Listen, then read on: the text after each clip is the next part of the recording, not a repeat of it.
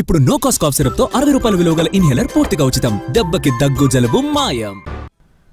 YCP నిర్వాకంతో Singapore సర్కారుతో సంబంధాలు దెబ్బతిన్నాయన్నారు మంత్రి నారాయణ.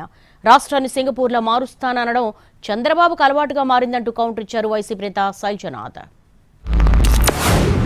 వాళ్ళ కేసులు పెట్టు ఎంక్వైరీలతో వాళ్ళకి మన రాష్ట్రానికి కొంత రిలేషన్స్ దెబ్బతిన్నాయండి. ఆ రిలేషన్స్ని పునరుద్ధరించడాన్ని ముఖ్యమంత్రి గారు యాక్చువల్గా ఈ ప్రోగ్రాం పెట్టారు.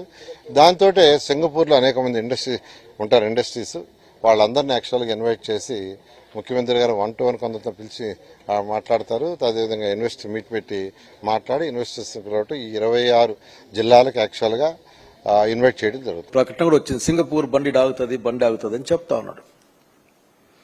అప్పుడు కూడా సింగపూర్కి పోయేటప్పుడు ఆయన చాలా మాటలు అసలు సింగపూర్ లాగా మార్చేస్తాను, ఇంకా మాట్లాడితే అసలు సింగపూర్ లాంటి ప్రభుత్వాన్ని తెస్తాను. సింగపూర్లో ప్రభుత్వం సంగతి చెప్పాము. అక్కడ అది not a totally democratic country. నిరసనకు కూడా పర్మిషన్ తీసుకుని ఏదో ఉమ్ములు చేసుకోవాలి. సింగపూర్లో ఒకే పార్టీ గెలుస్తా వస్తారు, అట్లా కళ్ళకి అంటూ ఉంటాడు. అట్లా ఇంకా అసెండాస్ గురించి మర్చిపోలే మేమెవరు.